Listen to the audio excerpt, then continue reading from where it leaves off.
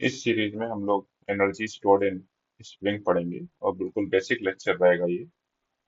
और उससे एसोसिएटेड जो भी प्रीवियस ईयर क्वेश्चंस होंगे वो प्रैक्टिस शीट के फॉर्म में आपको कमेंट सेक्शन में मिल जाएंगे, तो आप वो वहां से डाउनलोड कर लीजिएगा। तो हम लोग स्टार्ट कर रहे हैं एनर्जी स्टोर्ड इन स्प्रिंग। तो अगर हमारे पास में एक स्प्रिंग है जिसका नेचुरल लेंथ एल नॉट था, तो उसके पास में कोई भी एनर्जी स्टोर्ड नहीं है। लेकिन फिर हमने इसमें एक फोर्स लगा के इसका डिस्प्लेसमेंट करा, और वो force of course variable force होता है, कांस्टेंट नहीं होता है। और हमने इसकी लेंथ नेचुरल लेंथ से चेंज कर दी, और लेंथ इसकी कर दी हमने एक्स नॉट। तो अब इसमें जो इलोंगेशन है वो एक्स नॉट है, और इसके करस्पॉन्डिंग जो इसके पास में पोटेंशियल एनर्जी स्टोर्ड है, पोटेंशियल एनर्जी ऑफ स्प्रिंग, उसको मैं बोल सकता हूँ that will be equal to half k x naught square. तो के जो है वो स्प्रिंग कांस्टेंट है इस स्प्रिंग का, और इस स्प्रिंग के पास में एनर्जी है half k x naught square. Elongation में भी उसके पास में यही एनर्जी होगी, और अगर मैं इसको इधर फोर्स लगा के कंप्रेस भी कर दूं एक्स नॉट से, तो उसके पास में energy half k x not ही रहेगी। हाँ, half k x naught square ही रहेगी। राइट। अब हम लोग केस देख लेते हैं कि मान लीजिए हमारे पास में एक स्प्रिंग है, और इस स्प्रिंग का मैंने इलोंगेशन करवाया है एक्स नॉट। तो इसके पास में कितनी पोटेंशियल एनर्जी रहेगी? इस स्प्रिंग के पास में पोटेंशियल एनर्जी होगी half k x naught square. इसको मैं बोल देता हूँ you, half k x naught square. अगर मैंने इसको एक्स नॉट इलोंगेट करा है तो ये उसके पास में पोटेंशियल एनर्जी है। फिर मैंने यहाँ पर एक फोर्स लगाया, और फोर्स लगा के मैंने इसको और इलोंगेट करा। अब मैंने इसका इलोंगेशन थोड़ा सा और इंक्रीज कर दिया, अब इलोंगेशन मैंने कर दिया ट्वाइस एक्स नॉट। तो अब इसके पास में जो पोटेंशियल एनर्जी होगी वो होगी half k twice x naught का स्क्वायर, जिसको मैं बोल सकता हूँ 4 times half k x naught square. अब क्वेश्चन में कंफ्यूजन कहां पर होता है, बहुत छोटा सा कंफ्यूजन है, वो आप देख लीजिए। देखिए, मान लेते हैं पहले हमारा सिस्टम ऐसा है, और ये उसका ओरिजिनल नेचुरल लेंथ है that is equal to L naught. अब इसके पास में पोटेंशियल एनर्जी कितना है? जीरो। फिर हमने यहाँ पर इसका फोर्स लगाया एफ, और फोर्स एफ लगाने के बाद में इसका डिस्प्लेसमेंट कर दिया हमने एक्स नॉट। तो अब इसके पास में कितना एनर्जी हो गया? Half k x naught square. तो हमने कितना वर्क करा होगा? Half k x naught square ही वर्क करा होगा, क्योंकि जो भी हम वर्क करेंगे उससे सिस्टम का एनर्जी बढ़ रहा है। पहले इसके पास में एनर्जी जीरो था, हमने फोर्स एफ लगाया, और एफ फोर्स लगा के हमने इसका energy half k x naught square कर दिया। तो यहां से यहां तक जाने में हमने कितना वर्क डन करा? Work done by external force, work done by external force will be equal to half k x naught square. और जितना हमने वर्क करा वो इसकी एनर्जी में स्टोर हो गया। इसको मैंने बोल दिया let it be equal to U. Right. इसको मैं अभी यू बोल रहा हूँ, और इसको मैं यू डैश बोल देता हूँ। अब मैंने इस पर इसी स्टेट से फोर्स लगाया एफ, और एफ फोर्स लगा के इस बार मैंने इसका इलोंगेशन कितना कर दिया? ट्वाइस एक्स नॉट इलोंगेशन करा। तो मैं इस बार यहां से यहां पर जा रहा हूं, इस पोजीशन पर जा रहा हूं। देखिए, और इस बार मैंने कितना वर्क करा होगा? Work done by external force that will be equal to half k twice x naught का स्क्वायर, जो मैंने ऊपर लिखा हुआ है, जिसकी वैल्यू किसके बराबर आ गई? 4u के बराबर आ गई। अगर ये u है तो ये वाली वैल्यू 4u के बराबर होगा। Half k x naught square की जगह पर मैंने क्या लिख दिया? 4u। ठीक। तो पहला क्वेश्चन तो इस टाइप से बनेगा कि हमने एक स्प्रिंग को फोर्स एफ लगा के एक्स नॉट इलोंगेट करा, तो हमने कितना वर्क करा, यू वर्क करा, उसका कितना पोटेंशियल एनर्जी बढ़ा, यू पोटेंशियल एनर्जी बढ़ा। अब अगर मैं उसका इलोंगेशन यहां से ही, मतलब उसी स्प्रिंग का इलोंगेशन ट्वाइस एक्स नॉट करवाता, तो मैं कितना वर्क करता? ऑफ कोर्स हम लोग 4 यू वर्क करते, और उसका एनर्जी भी जो है वो 4 टाइम्स इनिशियल एनर्जी स्टोर हो जाता उसमें। मतलब यहां से यहां तक जाने में अगर मेरे को यू वर्क करना पड़ रहा है, यू एनर्जी स्टोर हो रही है, तो यहां से यहां तक जाने में मुझे 4 यू वर्क करना पड़ेगा, उसमें 4 यू एनर्जी स्टोर होगी, राइट। लेकिन क्वेश्चन में वो देते हैं कि हमने एक स्प्रिंग पर फोर्स एफ लगा के उसको इलोंगेट करा, कितना? एक्स नॉट इलोंगेट कर दिया, तो उसके पास में इतनी एनर्जी है। अब वो बोल रहे हैं कि हमने उसको फर्दर इलोंगेट करा, मतलब हम यहां से उसको यहां पर लेके जा रहे हैं। फर्दर का मतलब पहले इलोंगेशन एक्स एक्स नॉट है, और उसके बाद में मैं और इलोंगेशन बढ़ा रहा हूँ उसका, कितना? एक्स नॉट ही बढ़ा रहा हूँ। तभी तो पहले इलोंगेशन एक्स नॉट था और बाद में 2 एक्स नॉट हुआ, इसका मतलब हमने एक्स नॉट और बढ़ाया। पहले इलोंगेशन कितना? एक्स नॉट ये है। इस समय पर एनर्जी कितनी है? Half k x naught square. फिर हमने फोर्स लगाया एफ, और वो फोर्स एफ लगाने के बाद में हमने और उसका एलोंगेशन कितना बढ़ा दिया?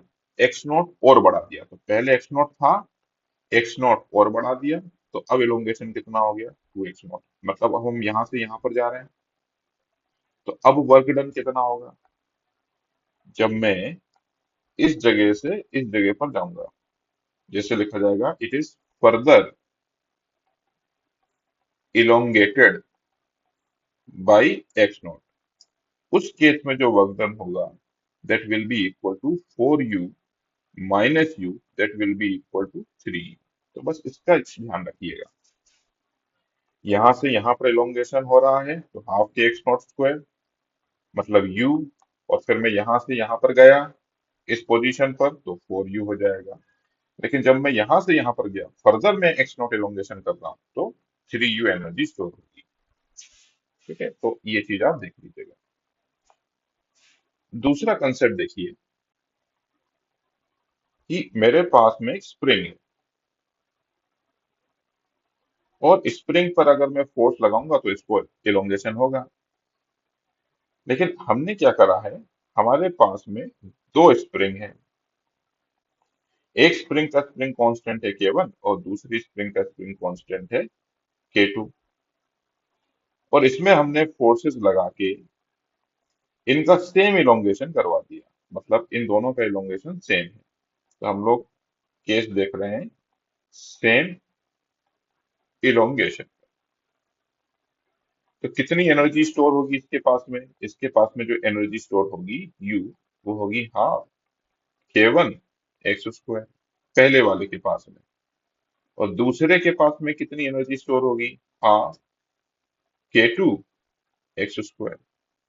अब अगर मुझे इन दोनों का रेशियो निकालना है, तो ratio will be equal to half K1 x square divided by half K2 x square. It comes out to be K1 by K2।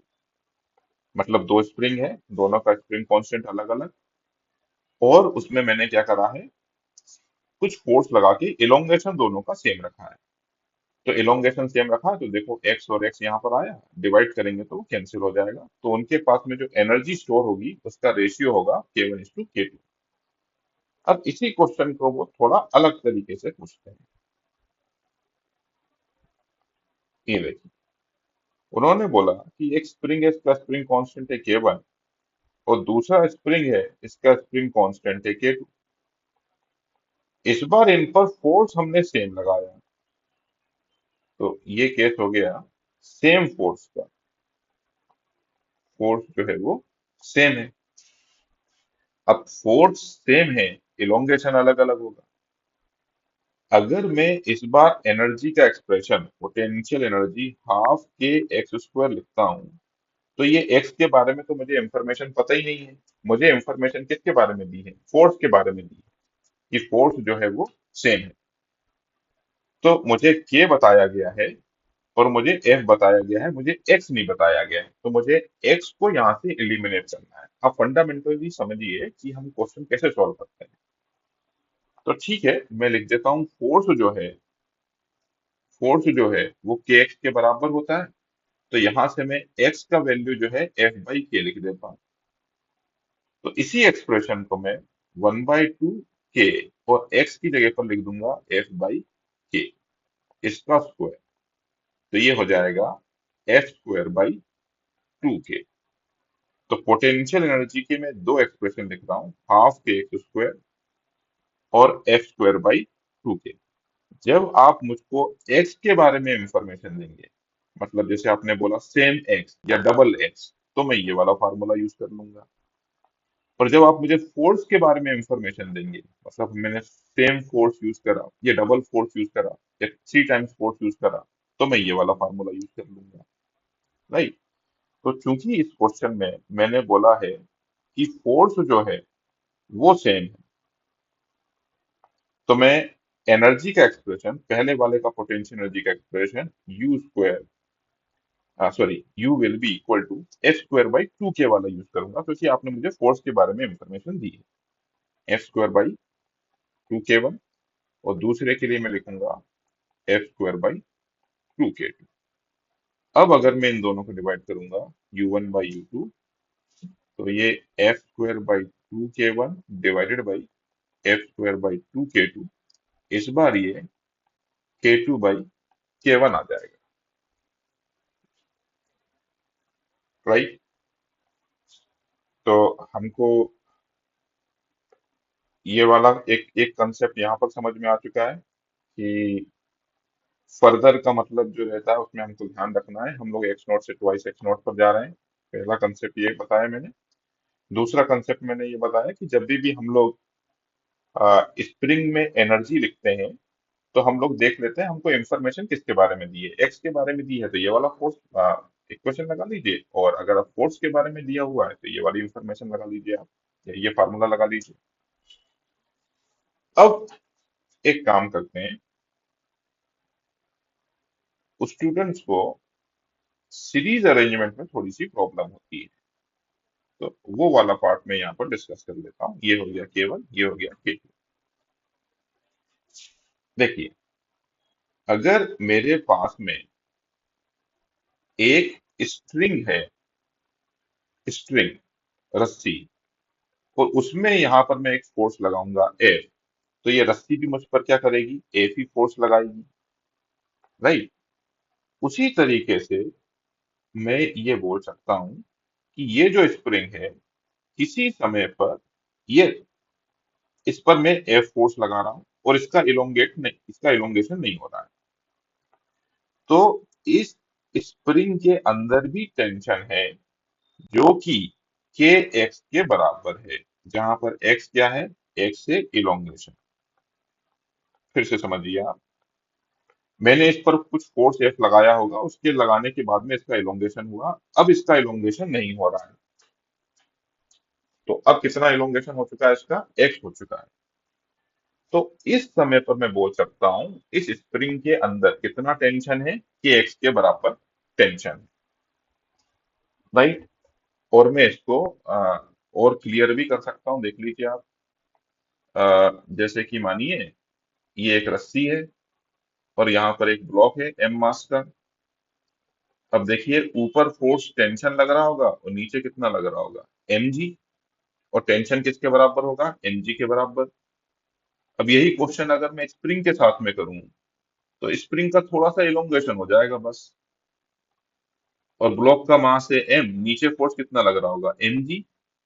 तो स्प्रिंग जो ऊपर फोर्स लगा रही होगी उसको मैं बोलता हूँ के एक्स, और वो के एक्स किसके बराबर होगा, एम जी के बराबर। यहाँ पर टेंशन किसके बराबर, एम जी के बराबर, यहाँ पर के एक्स किसके बराबर, एम जी के बराबर। तो स्प्रिंग में जो टेंशन होता है वो मैं किसके बराबर मान सकता हूँ, के एक्स के बराबर मान सकता हूँ। राइट। ठीक है, ये मैंने क्यों इतना डिटेल में समझाया, अभी क्लियर हो जाएगा आपको। तो वंस अगेन मैं रिपीट कर रहा हूं, अगर इस स्प्रिंग में टेंशन टी है, तो इस स्प्रिंग का इलोंगेशन एक्स होगा। मैं बार बार इस स्प्रिंग पर स्ट्रेस दे रहा हूं, ध्यान दीजिएगा। मैं बोल रहा हूं अगर इस स्प्रिंग में इलोंगेशन एक्स है तो इसी स्प्रिंग में जो टेंशन होगा वो के एक्स के बराबर होगा, राइट। अब मैंने क्या करा, इस वाले सिस्टम पर एक फोर्स लगाया एफ। अगर मैं एफ फोर्स लगाता हूं तो अब ध्यान दीजिएगा, दोनों स्प्रिंग का इलोंगेशन होगा और दोनों स्प्रिंग का इलोंगेशन अलग अलग होगा। एक का इलोंगेशन हुआ x1, दूसरे का इलोंगेशन हुआ x2, और यहां पर मैंने फोर्स लगाया F। इसका स्प्रिंग कांस्टेंट है K1, इसका स्प्रिंग कांस्टेंट है K2। अब समझिए आप कि ये दोनों स्प्रिंग जो है वो सीरीज में, और अगर दोनों स्प्रिंग सीरीज में है तो इनमें टेंशन सेम रहेगा। अब इस वाली स्प्रिंग में सीरीज का मतलब होता है सेम टेंशन। कंसेप्ट करके आप चाहो तो उसको नोट कर लो। जब भी सीरीज अरेंजमेंट दिखाई देगा तो कंसेप्ट है tension will be same in series. Same in series, series में टेंशन सेम रहता है। ये आपका कंसेप्ट हो गया। और दूसरा कंसेप्ट क्या है, टेंशन इन स्प्रिंग क्या होता है, tension in spring it is equal to k. ये दो कंसेप्ट हो गए। यही दोनों कंसेप्ट हमको अप्लाई करना है। देखिए, इस स्प्रिंग का इलोंगेशन है x1 और इस स्प्रिंग का स्प्रिंग कांस्टेंट है k1, तो यहां पर जो टेंशन होगा वो होगा k1 x1, और यहां पर जो टेंशन होगा वो होगा k2 x2। यहां पर टेंशन पता करना है, इसी का स्प्रिंग कांस्टेंट लेंगे और इसी का इलोंगेशन लेंगे, टोटल इलोंगेशन नहीं लेंगे। टोटल इलोंगेशन तो x1 प्लस x2 है। What the point. तो इस स्प्रिंग का स्प्रिंग कांस्टेंट और इसी स्प्रिंग का इलोंगेशन इसी स्प्रिंग में टेंशन दे देगा। इस स्प्रिंग का स्प्रिंग कांस्टेंट इसी स्प्रिंग का इलोंगेशन इसी स्प्रिंग में टेंशन दे देगा, और दोनों टेंशन क्या होते हैं, सेम होते हैं। तो मैं यहां पर एक चीज बोल सकता हूं कि k1 x1 जो है वो k2 x2 के बराबर है। बस मैंने ऐसी प्रॉपर्टी को एक्सप्लेन कर दिया इसको। अभी एक रीजन भी आपको समझ में आ जाएगा कि इस प्रॉपर्टी को हम इतना स्ट्रेस क्यों दे रहे हैं। और वो जो टेंशन है, यहाँ पर टेंशन और ये फोर्स एफ, ये सब बराबर ही है। ये देख लीजिए, सारे फोर्स बराबर है, राइट। क्योंकि यहाँ पर मैंने फोर्स क्या लगाया, mg फोर्स लगाया। ये देख लीजिए, ये रहा वो फोर्स। और पूरी रस्सी में टेंशन कितना आ गया, टी आ गया। हर जगह पर टेंशन कितना आ गया, टी आ गया। ठीक है। तो मैंने फोर्स एफ लगाया। अगर मैं रस्सी लेता और यहाँ पर फोर्स एफ लगाता तो रस्सी में टेंशन कितना डेवलप हो जाता, इसमें टेंशन डेवलप हो जाता एफ। तो यहाँ पर मैंने एक फोर्स लगाया है एफ, हर जगह पर कितना टेंशन डेवलप हो गया, एफ टेंशन डेवलप हो गया।